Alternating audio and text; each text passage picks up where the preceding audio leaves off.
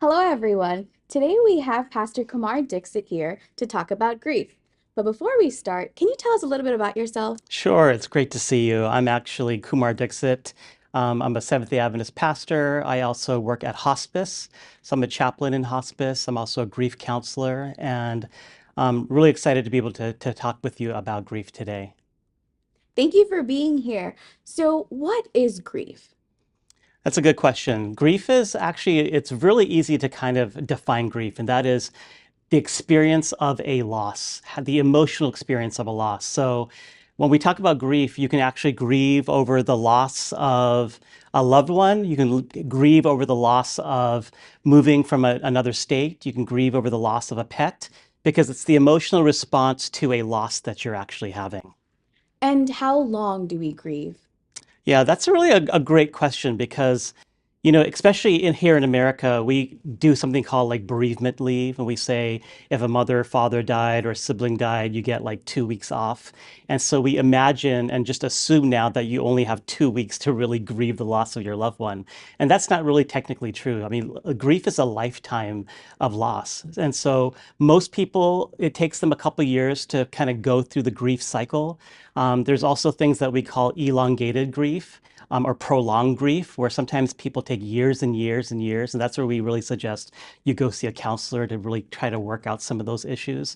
There's also something that we call complicated grief, where sometimes there's many different deaths in your family or different losses. And so it complicates the issue of trying to get through something. What I like to tell people is never say the words, you need to move on because you can't move on from grief. The person that you lost, and they were such a huge part of your life. So instead of saying move on, I always like to say it's time for you to continue on, meaning you can bring that grief with you as you continue to do your life and live your life as well. And is it considered healthy for a Christian to grieve? Absolutely. I think, everybody grieves. And in fact, one of the things that we never talk about as Christians is that Jesus prepared his disciples for his loss. I mean, there's at least 20 or 30 examples in the New Testament where Jesus directly tells his disciples, I'm going to die. I'm going to be leaving you soon. I'm not going to be here with you. It's going to be a very sad occasion when I'm gone. And so Jesus is preparing his disciples because he knows that they're going to have extreme loss of when he dies. And so for Christians, absolutely. I mean, it's a human response to be able to lose and experience loss. What the difference between Christians and other people in this world is that even though we do lose people and we experience grief, the one difference is that we also have hope. Because as Christians, even though we know that the person is no longer with us today, we do claim that hope that we're going to be reunited with them, which really is great news for so much of the world that needs to hear that. Does grief present the same in everyone? So grief is very, very different. In fact, when I'm counseling families, I always tell them like you can have four siblings from the same family, and all four are going to grieve differently from the loss of their mother. Sometimes I see like on the night of the person who died, one family member is going to go bowling. And you're like, how in the world are you going bowling? Your mother just died. And another one's sitting at home crying and cooking. And another one's hiding in their room and not talking to anybody else. We all manifest grief differently. And it doesn't mean that we're not grieving or that we're not sad. It means that because we're all each individual people, our response to loss is going to be very different. And so there's not a uniform way to grieve. And so we also have to give grace to people when they grieve because we don't know how they're grieving and how they're responding to grief as well. And how do we overcome that loss? Yeah, so there's a couple of ways that we overcome that loss. One is, and I hate to be kind of a downer, um, you're never going to overcome or ever, completely be done with your grief because when you love somebody, they're always with you. And so you have to kind of know that you're going to always grieve them for the rest of your life. I mean, they had such a huge impact.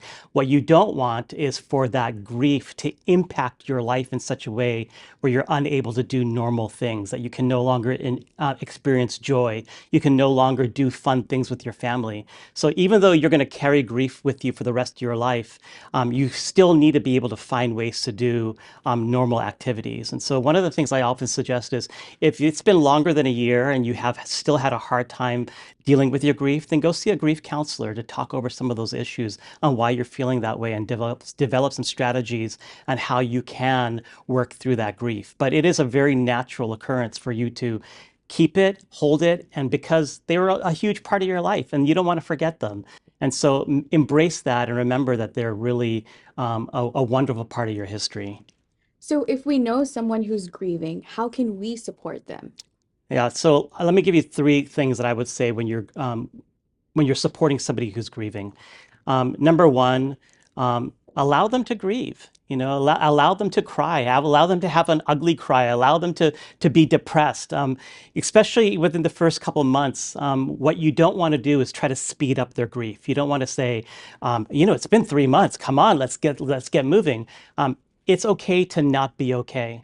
And people need to be able to feel that deep sadness within them because that's actually going to help them overcome their grief.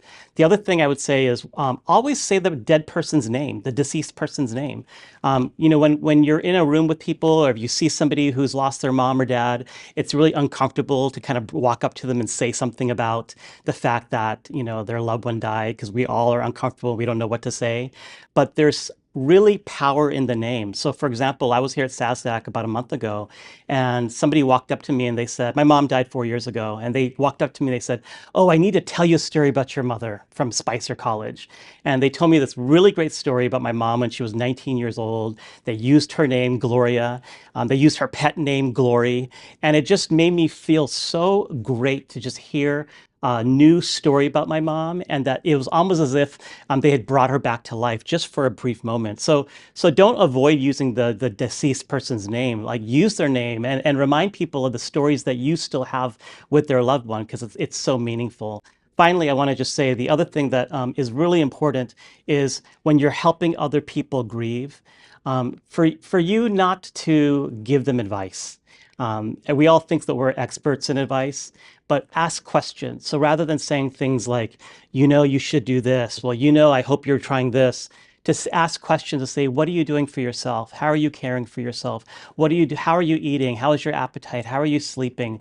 What seems to be working for you? Because as you start asking probing questions, they are now thinking about how they can actually deal with their own grief that works for them as well. How do we talk to kids about death or grieving? Yeah, death is amongst us. We are all dying right now. We're all dying slowly or quickly. And so to be able to normalize death and help kids realize that death is a part of our culture and a part of our world rather than suppressing it and keeping them away from it, to be very open about it and say, do you know grandma or Amachi or Apacha is very sick and it doesn't look like they're going to live a very long time. How does that make you feel? And so when you start asking those probing questions for kids, it allows them to express it. Art therapy, play therapy is really great for them to draw pictures and say, why don't you draw a picture for your grandma, as she's sick right now. I want to give her a picture of what you made for her, because that's going to help kids also develop in their own healing process as well. Can you provide some resources that are available for anyone that's grieving right now? Sure. I want to say that therapy is expensive, right? It costs between $120 to $160 to see a therapist for an hour, and sometimes we can't afford that. It's a lot of money. So I want to just let you know that a little thing that most people don't know, and that is that every hospice in America provides free grief counseling. And here in the DMV area, we have about 9 hospices. So if you were to call any hospice and call the bereavement department and say, I need to see somebody and get some help for grief, they will offer free counseling to you. And so that's a really great service to have. The other thing is I would also recommend doing group counseling.